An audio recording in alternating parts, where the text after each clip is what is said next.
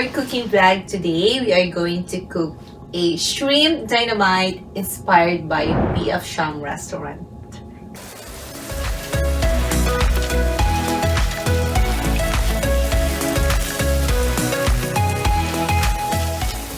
I just want to say hi sa mga nanonood sa mga vlog and sa page, even TikTok.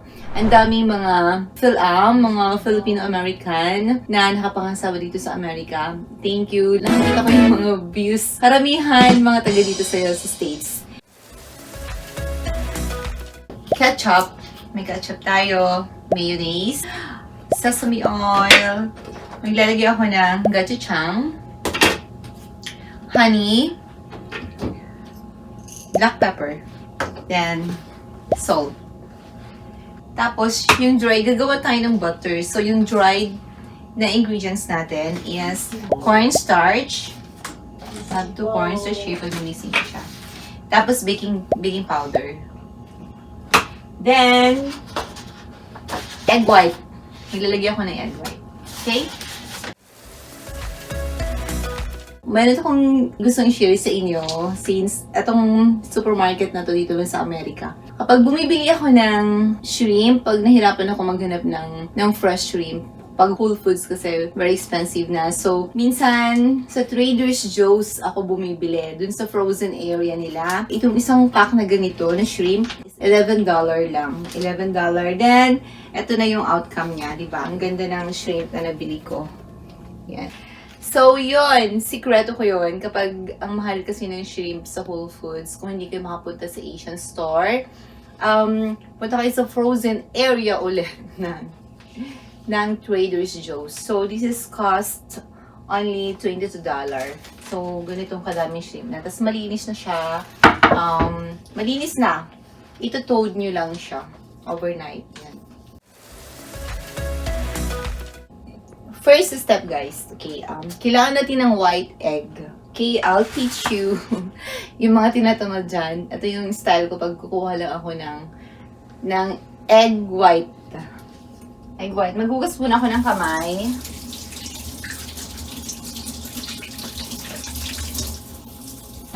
Then, mag-wash ako.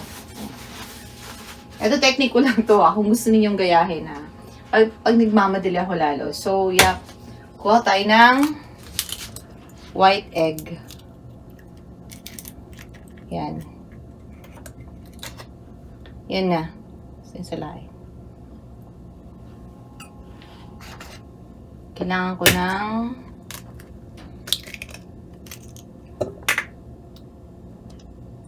ganyan lang ito, guys. Dapat malinis yung kamay niyo pag ginawa niyo yan. Kailangan ko ng 5 egg na egg white lang.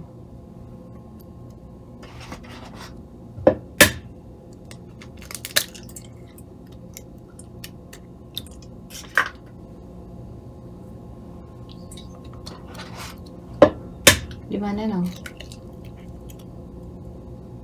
Ganun nyo lang.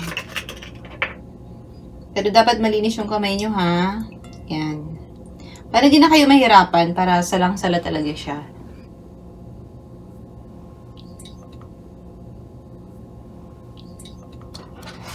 Five white eggs. Yan.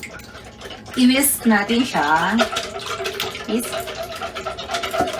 Kailangan malamig na malamig yung egg nyo, ha? Yan. Malamig pala yung egg niyo. Lagay nyo muna sa fridge before nyo, overnight nyo muna siya. Then, maglalagay ako ng black pepper. Anting black pepper lang.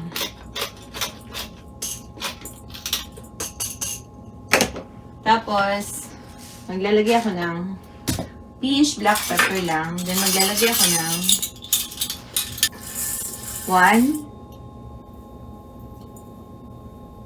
2 teaspoons of salt, guys. And then, pinch mo siya.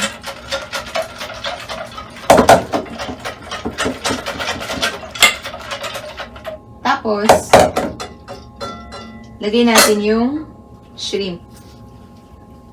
Lagay ko yung shrimp, ha. Yan.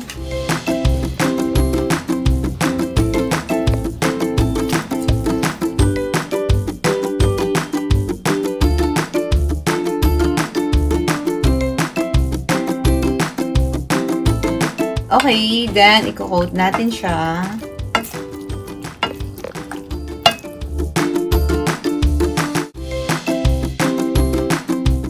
Second step, gagawa tayo ng butter. B-A-T-T-E-R. Butter. So, mag 1 cup tayo dito sa cornstarch. This is cornstarch, guys. Dadamihan ko kasi ayaw ko nang nabibitin, actually. So, dadamihan natin.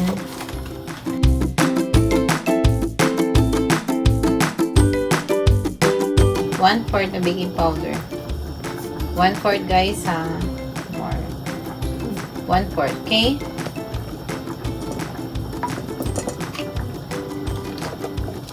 Lalagyan ko ng 1 teaspoon na salt. Yep. Okay. Tapos, dahan-dahanin natin. So, 1/3 na very, very cold, chilled sparkling water. 1.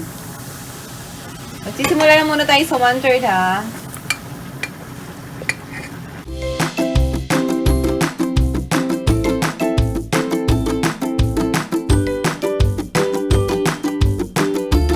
One cup and 1/3. Yan. 1 cup.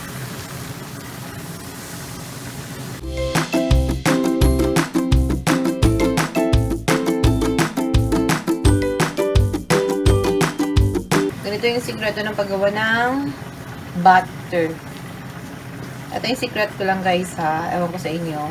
Share nyo yung secret.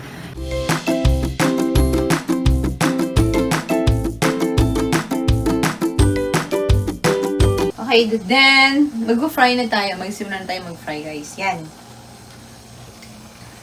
Olive oil yung ginamit ko. Any kind of oil, ha. Pwede nyo gamitin. Yep. Then, pakita ko sa inyo, ha, yung consistency niya. Basta, parang ganyan. Ganyan yung ano niya. Yan. Ito na siya. Then, mag-fry na tayo. Okay? Kuha ko na dito. Lagay ko. Maglagay ako ng ito natin.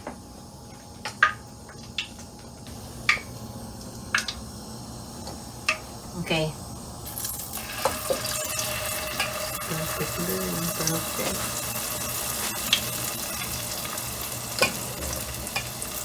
Kita nyo, guys.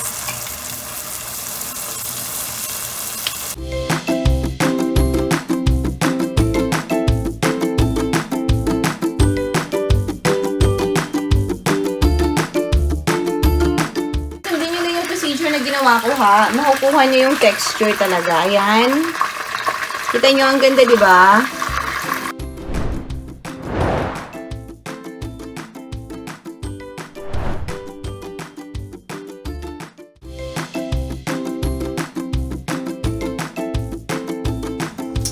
Okay, guys. So, we're done with our shrimp. Gagawa naman tayo ng sauce na. Okay?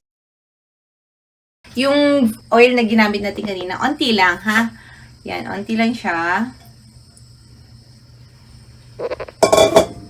Wala kayong ilalagay na bawang, sibuyas, no? Wala kayong ilalagay. 1 cup of ketchup.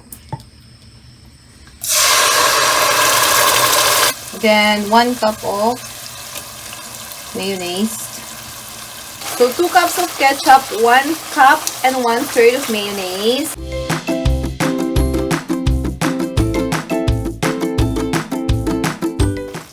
1 teaspoon of honey. Maglalagay ako, guys, ha. 1 teaspoon of honey.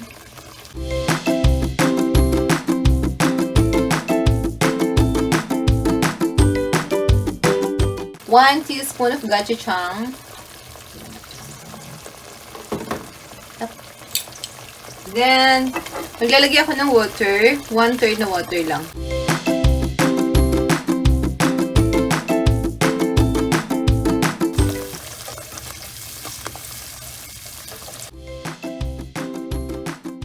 Sesame oil, guys. So, 1 teaspoon of sesame oil, okay?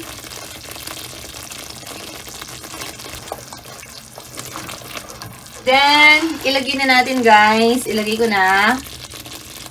Naglag na natin.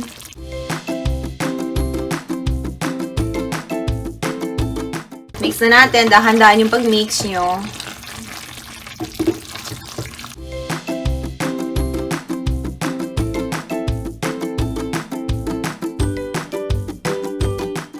So guys, we're done. So eto na yung finish na product natin ng Shrimp Dynamite inspired by PF Chang Restaurant. Okay, now guys, it's time for plating, okay?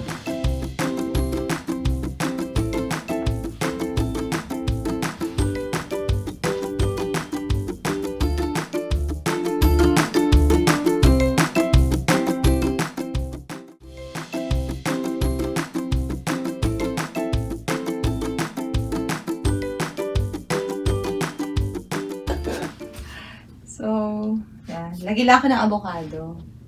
Yep. Yeah. Maglalaglag lang tayo ng avocado ante. Just like. Masarap kasi siyang mix yung avocado. Naging creative lang, guys. Yan.